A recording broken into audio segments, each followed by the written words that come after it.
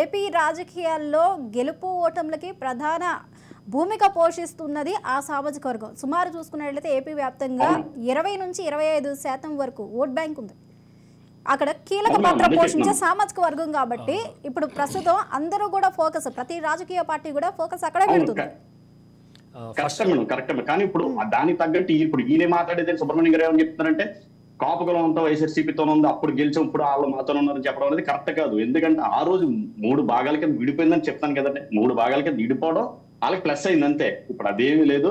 ఇప్పుడు అందరూ కూడా నిశ్చితంగా పరీక్షిస్తున్నారండి. ఎందుకంటే ఎవరు కాపుకులానికి ఎవరైతే ఏమి చేశారన్నది నిశ్చితంగా పరిశీలించుకుంటే అంటే అప్పుల్లో శివగారు అప్పుల్లో విడిపోయింది అన్నారు. మరి ఇప్పుడు కూడా అదే పరిస్థితులు ఉన్నాయా? 3 భాగాలుగా జనసేన, టీడీపీ, వైసీపీ అనేది లేకపోతే ఒక తాటిపైకి వచ్చాయి? ఎందుకంటే ఇప్పుడు గతంలో కాపులు ఎవరైతే జగన్మోహన్ రెడ్డి గారు కూడా వైఎస్ఆర్సీపీ కూడా తిరిగి ఉన్నారో వాళ్ళందరూ కూడా ఇప్పుడు రియలైజ్ అయ్యారు. ఏంటంటే మనకి ఏదో చేస్తాడని చెప్పేసి మనం ఈయన వెనకాల తిరిగాం. ఈయన చేసింది ఏమీ లేదు, మొత్తం జీరో చేసి పాడేశారు. కాపు కులంలో ఎవరికి కూడా ఏ బెనిఫిట్స్ లో ఒక కాపు కార్పొరేషన్ ద్వారా చెప్పండి ఎంతవరకు కాపు కార్పొరేషన్ ద్వారా ఈయన ఎన్ని నిధులు రిలీజ్ చేశారు, ఎంతవరకు కాపు కులానికి ఎన్ని రిజర్వేషన్ ప్రకారం కాపు కార్పొరేషన్ వీళ్ళు ఏం చేశారు, 5% ఉన్న రిజర్వేషన్ ఎందుకు తీసేయాల్సి వచ్చింది ఒకసారి ఆయన చెప్పమనండి. నేను అడిగేది ఒకటే, కాపు కార్పొరేషన్ తీసేయడం కారణం ఇప్పుడు మన శశిధర్ గారు అన్నట్టు కూడా తేలం సంజయ్ రెడ్డి గారి దగ్గర నుంచి రాజశేఖర రెడ్డి గారి వరకు కూడా అందరూ కూడా కాపు కులానికి అన్యాయం చేసిన వ్యక్తులే.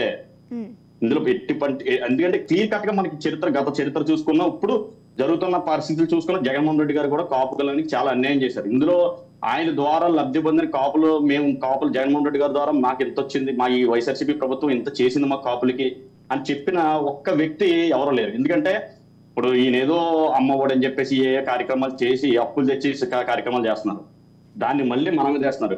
కానీ కాపు కార్పొరేషన్ ఒక చైర్మన్ ఉన్నారు మనకి ఇక్కడ, చైర్మన్ ఒక కాపు కార్పొరేషన్ చైర్మన్, ఆయన పేరు కూడా మాకు తెలీదు. మరి అలాంటి వ్యక్తుల్ని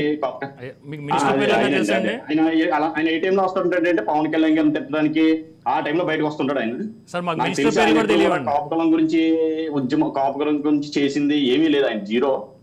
ఎప్పుడైనా సరే పవన్ కళ్యాణ్ గారిని తిట్టాలన్నా ఇలా.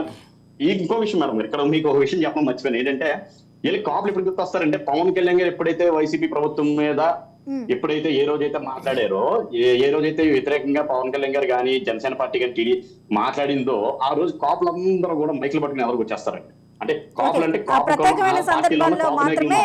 మీడియా ముందుకు వస్తారు, ముందుకు వచ్చి వాళ్ళు మాట్లాడతారు.